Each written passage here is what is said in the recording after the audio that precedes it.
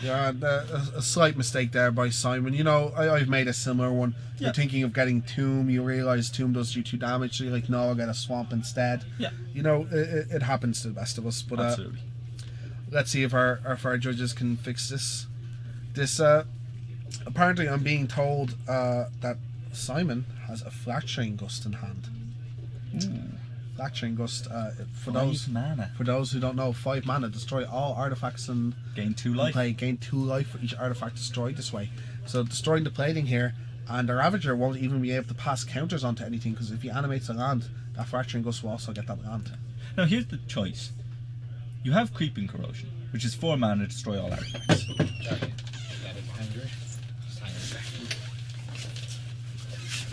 Yeah, the Creeping Corrosion and Dust are close. I think in a deck where you're playing Hierarchs, they're very similar, and one of them says gain life. Yeah. So Blinkmoth cannot burn you out to turn after you do it. Okay. It's just it's over. It's very close. It's worth asking, but the gaining life. This is not easy to resolve, unfortunately, as Simon has made an illegal game action, and there's no way to fix it after cards have been drawn. Yeah. Unfortunately, we couldn't catch that at the time. I thought he cracked a Verdant Catacombs, and obviously so did Simon. Beyond this, if Simon doesn't get a game loss here, this Fracturing Gust, I think, is going to take the game. He will not be given a game loss. It is regular. It is regular, but no, there's only it's almost unreversible game state at the moment. You're right, but there will not be a game loss given out. There will be a warning. At regular, there's 2 types of actions a judge can take when it comes to reprimanding a player. Yeah. It is either a warning or a complete disqualification. Usually disqualification is only handed out when there is extreme cheating or name calling. You can still give people game losses at regular. You cannot. I would be nearly 100% sure you can still get a Nope. game loss. There's no way Wizards are going either let them away with it or disqualify Yeah, them. no, that is it. That is the problem. It is meant to be, it is either you deem as a judge that they are trying to cheat by going against the game rules, and then you're going to give them a disqualification, or they get a warning and and you try and reverse the situation as best as you can. That sounds terrible. It is. What happens if they get 3 warnings? Then they have to get a game loss. If they get 3 warnings, then they're probably disqualified from the event. That's also stupid. That's the worst. That's literally the worst rules I've ever heard in my life. Anyway, we'll get back onto the. We might call in Sander later and talk to him about it. He's a judge, and I've talked to him about this. That's how he said it was. But anyway, back to the match. The matter's been resolved. There's very little difference between getting the forest and the swamp there. Obviously, Simon would much prefer to have the swamp in play, but well, there is a difference. He has black spells. There is a difference, but you can't really let him get an overgrown tomb after that. No, to be honest, absolutely not. So getting the basic, so you're on the same life. And has he just passed the turn back there? Yeah. Oh, he has. He played a Noble Hierarch for the turn and passed it back. Sorry for the large delay. Just making sure we get everything right. This is going to let Sander. This is going to let not Sander. Let Shane commit to the board a bit more.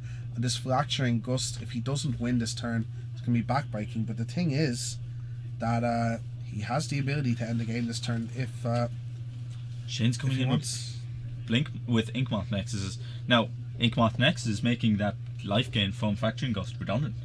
Almost. They are, but there's no way to pump them. That Ravager is not going to give them counters. Sure. So, but you've got a bit of protection. Like, one of those can get in for 3. He got in for 2, so he is on 2 poison, and then 2 more are going to get into. I believe he might have got in for more because I think he used his other Inkmoths, his other moth lands to tap them and pump them. Wait. No, he had to activate the master. Inkmoth can. Yeah, sorry, you're right. And only Blinkmoth can. Only Blinkmoth can. So he's taking 2 here because like life is pretty irrelevant here for Simon. He's about to gain. Yeah. Oh, he doesn't actually gain. If Shane is smart, Simon will gain only 2 life. Yeah, he gets sacked. In fact, Simon will gain 0 life. Oh, because he gets sacked up. Yeah, you're right. Yeah, he can sack everything here. But let's see if Shane sees it. Shane's usually pretty good when it comes to sacking everything to Ravager. It's one of his first things. He's like, At what point do I sack everything to Ravager? This is a Fracturing Gust. Fracturing Gust, of course, an instant. Oh wow, really? Well, speed, he's passing the turn. So Shane is going to get, as they say here in our parts, Shane is going to get got. If he activates these ink moths, this is game over. Mm-hmm. This is very much game over. But he hasn't. Oh, Shane shrewdly playing around it. Inadvertently. Maybe not inadvertently, maybe knowing it's a card. There's no reason for Shane not to attack with the ink moths there, except if he knows that ink moth next. If Fracturing Gust is in hand. Yeah. So very good play by Shane. No. Still giving himself an out. Shane needs to keep a cool head, not just scoop up. Yeah, he's noticing the Ravager. He's going to sack everything to the Ravager. Yeah. Let's see. Again, hopefully he doesn't. Give him the 2 life by sacking the Ravager. Yeah. Let's see. And then he's sacking the Ravager himself. Well done. Good play by Shane. He sees it all. No life gained there, so attacking for damage is still an option here. The nice thing here is there's a Gavany Township in play by Simon, so he has quite a quick clock himself. Yeah. If he activates it, nope, fails to activate. Simon is going to be looking for a. Okay, this will allow all 3 ink moths to get into the red zone here. Yeah. No, what you actually do is you get 2 in, and then you use the blink moth to pump 1. Why? It's the same damage. Yeah, except then you only leave 2 open to kill spells. The only card that gets it is Fracturing Gust. Simon only has 1 card in hand.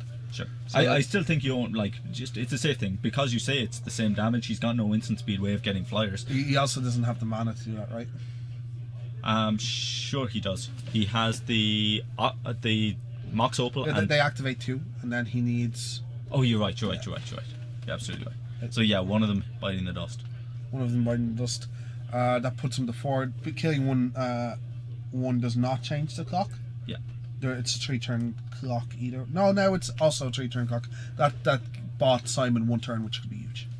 Oh no, that blink mod still makes it. Yeah. No, if a land is drawn, the blink mod still makes it a 3-turn clock. And Birds of Paradise, excellent draw here. Yeah. Pumping all his guys before damage. That bird's getting a counter. Now whatever ink mod gets blocked by the bird needs to be pumped by that blink mod, meaning an extra mana has to be committed. Excellent draw. No. Maybe the best Birds of Paradise ever. Ever. I had a Sword of Light and Shadow on one of them before, but besides that, maybe the best. Let's see, what does Shane have? Let's see if it's a Galvanic Blast. If it's a plating, but no double black. So again, that bird's doing overtime. Birds is gonna eat an ink moth this time. Yeah, you've got to activate the ink moth and swing in, kill the birds, and set up for next game. Unless, what life is Shane on? We're gonna get an idea of life totals. He hasn't taken much though.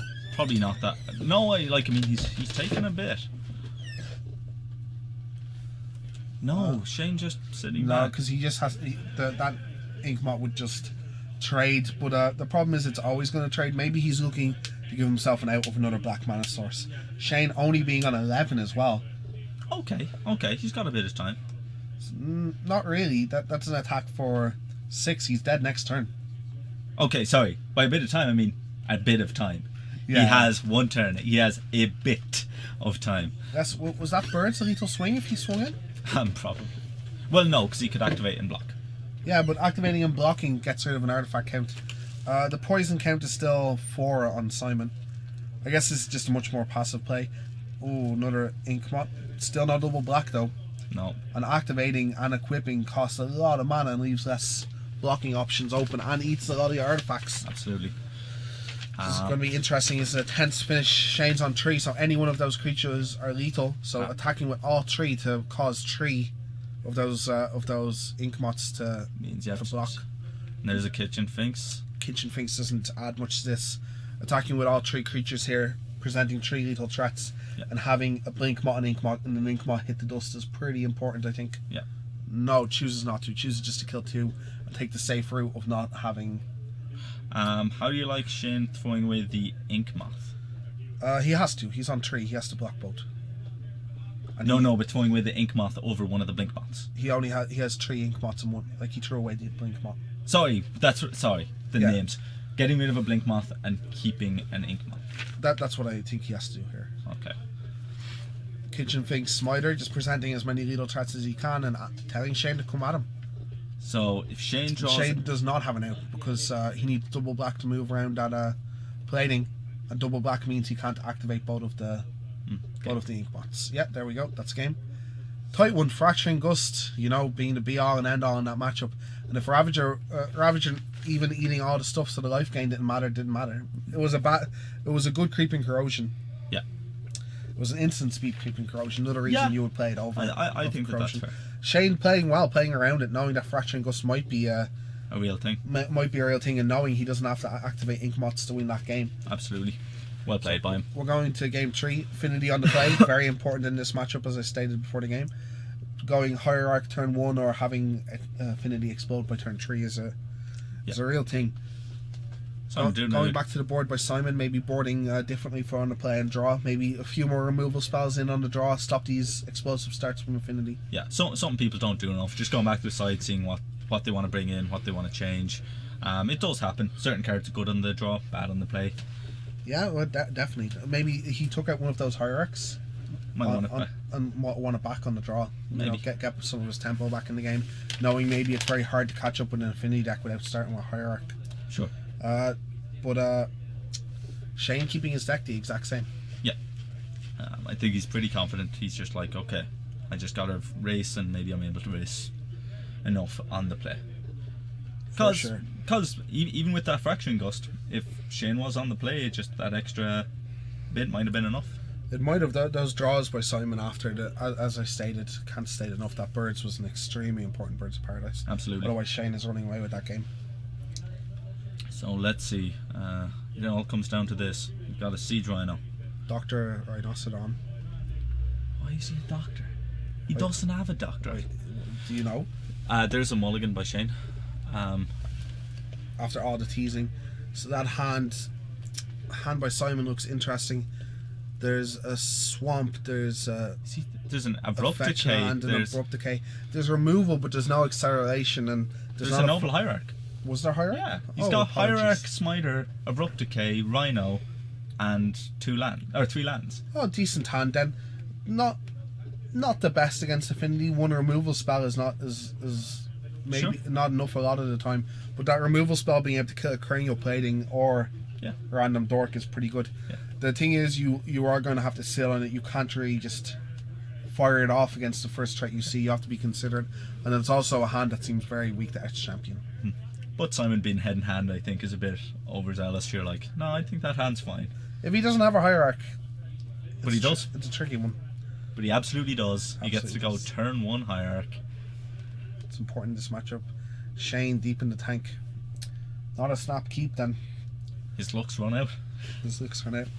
And the top of the leaderboard might be taking his first loss of the night. No, he's going to keep. He's Back had to to keep Citadel. To another top there. White border makes me sick. Sick to my stomach. I really like the ones that are it looks like Da Vinci's. Yeah, the old school ones are excellent. Straight up Verdant Catacombs for Forest, preserving his life total with Shane. And we're going to see the turn 1 Noble Hierarch. You mean Simon? Simon even. Getting the Noble Hierarch. And yeah, that's pretty much as good as he's going to get. There's an argument for Birds being better, being able to block all of the sorts of land. I wouldn't say so. Noble Hierarch. Just a Springleaf drum in a pass the turn. This is very bad news. And a Fracturing Gust picked up there by Simon. This isn't going to end well for Shane. Yeah. I don't think this kind of start can beat Simon, especially with what is probably going to be Elephant coming down here. Yeah, get out the Smiter. Smiter here is going to start chunking you for 5, and only 2 mana for Shane. This is going to have to be good, and another very slow card that can be beat up by Abrupt Decay. Yeah, and not good against a 4/4. 5/5 even on the attack. Yeah. 4 turn clock. Shane is under here. Yeah, you Abrupt Decay here, I think. If he's ever getting chump blocking, Gavney Township to compound those troubles, make even maybe a faster clock. He's thinking about dropping the Rhino. Dropping the Rhino might be a play here. Like putting 1/1 counters on things isn't really good when you're facing down a 4/5 and a 4/4 with a Gavney Township. Yep, there's the burn. Shane going down to 13 life already. Wow. There's a fast clock, and any land next turn activates that Gavney Township. Now the Smiter can be chumped, but Dr. Rhinoceron cannot be. Listen, The doctor is in. I'm calling his PhD into scrutiny here. How can he write? He doesn't have digits. Have you seen the doctor's handwriting? That's true. It's very similar to Are a you rhino. saying that he's a doctor because all doctors are rhinos, not because? Pretty much. Here's a back to the match. Just another 2-drop in the Ravager from Shane. Pass back and Simon picks up a Pride Mage for a turn. Now, what's very interesting is, does he want to play the Pride Mage? Ooh, Abrupt Decay at a very interesting moment. Ravager now able to eat this and also put counters on other things. It might have been better for Simon to keep up the Gavany Township activation here. Yeah. But with this, he can crash in with 2 attackers, and he can also play Kuzari Pride Mage for the turn. Yeah. Pride Mage even making Siege Rhino into a 6-power attacker, and there's no fear of the Ravager ever trading with that. Yeah. Or not trading with that and not just losing the game on the spot. Absolutely. So he's getting a white source. Now that's so. Did he fetch off a Verdant Catacombs? He did. He's doing it again. So we have our judge running out. Second time in a row. He can't help himself, can he? He can't help himself. We've caught it in time that time. We've caught it in time that time. There doesn't have to be any game losses or warnings doled out. Yeah. So we resolve it properly. We get a forest into play here, and that could be costly. Galvanic Blast pointed at this Noble Hierarch at any time now. Puts Simon off white. Yeah. And that Pride Mage. Let's see if it resolves. Not that there's anything that he can do about it. Pride Mage sacking straight away with the Ravager. Okay. Well, I'm pretty fine with that play now. 8 damage being able to come through. Yep. That's not a bad line. That Ornithopter is now a threat, but not a threat that's really threatening the 22 life of Simon. Yeah. Or 21 now with the fetch. So there's a Blink Moth. Not great. So what Shane can do is he can take, if both come in, he can take 4 off of the Smiter, then use the Blink Moth and the Ornithopter to block the Rhino, kill that, and that's if there's nothing from Simon. And spoilers, folks, there's a Fracturing Gust hanging out in his hand. Absolutely. Again. This game is all but over. I don't see some kind of remand being in Shane's hand to save the day here unless he's next level. He looks like a genius. This Fracturing Gust is coming down this turn and he's ending it with a swing for 9. Let's see how good the slow roll is here. It's pretty good. Look at him. He's like, I'm in the tank. I'm pretty sure I saw Fracturing Gust go down. How do I tap mana? Oh, the blocks are going to come in first, and he's going to do it after blocks for the 4 trample damage. Shane exactly on 4. Is that considered BM? No, I love it. I love it. Here we go. And dust. And that trample damage is going to finish off this game. Yeah, he's like, yeah, whatever. I don't care. Yeah, it is BM. And 4 damage coming through. That's at the end. Yeah. 4 damage, yeah. 4 damage. GG. Yeah, and that's the game. Good one. So, quick question. We were having a discussion. We have Sander here, our local level 1 judge, about level 1. At regular. Yeah, yes. Not level 2 like you said. At regular, you don't give out game losses. No. No game losses. Only warnings. Only warnings. Well, it depends. Like, there are some things in there's a very nice document that all players can read as well. It's called Judging at Regular. Okay. It's the jar. It's the Bible that you go by when judging at regular. Pretty much anything short of physical violence or cheating, bribery, the things that you usually really don't bad do. Stuff. Yeah, really bad stuff is dealt with, but stuff like this, like game rule violations, things that you get warnings for, just they don't. You talk to the players and you tell them not to do it again. I understand that you're discouraged from giving out game losses. My question is, are you still physically able to give out a game loss?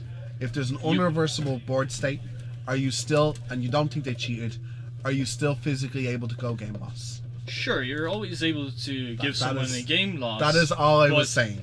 But that is dependent on the judge. And I get the spirit of regular. Yeah, you don't. See, if players want this to be competitive, then we should have a poll and see, guys, who wants this at competitive? Oh no, I Then- don't mind that at all. My argument was just that in the spirit of the game, you're going to always try and reverse it at this level. And the mistakes you make at GPs that you'll get punished for, you won't hear. I was just saying that you physically are able to say, I'm very sorry, this isn't reversible, this has to be a game loss. Yeah. Like if they present a 55 card deck or something, you can't just be like, put in your 5 missing cards now. You kind of have to be... You put in 5 basic lands.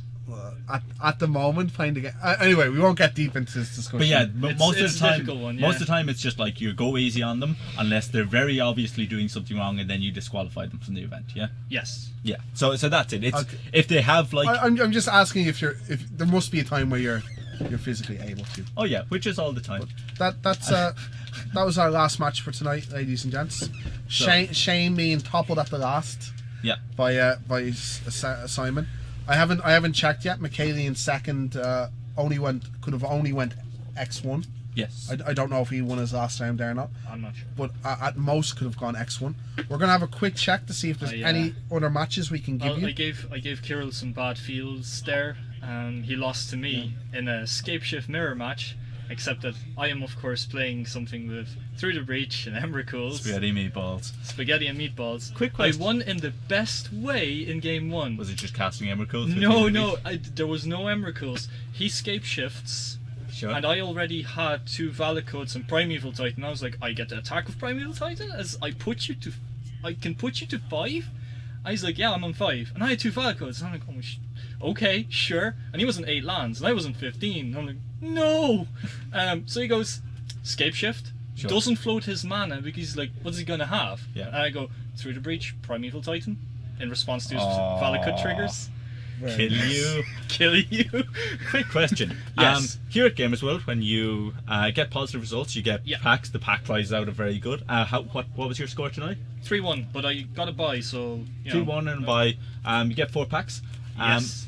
Now, usually those you can hand in for a €3 credit or €4 for modern staples. Yeah. Now, is a Modern Masters pack considered a modern staple? I'd say so. I'd say so. I say they'd be happy enough to do that trade. I don't know. Yeah, probably. I also got a B token. Which You did get a B awesome. token because this tonight is sponsored by Star City Games. This is their game night, and they give out lovely tokens, lovely pins. Lovely pins as well. I never won one of those. I always scrub out. Yeah, they're pretty good.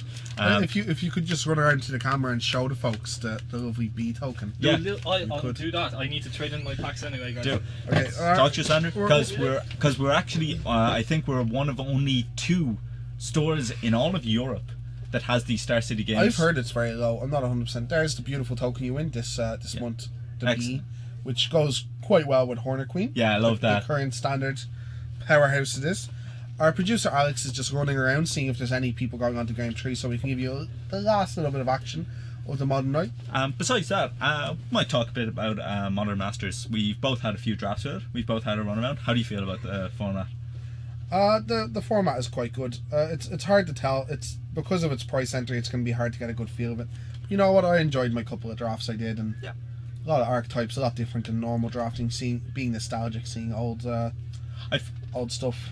Okay. That's all the ones we have for tonight.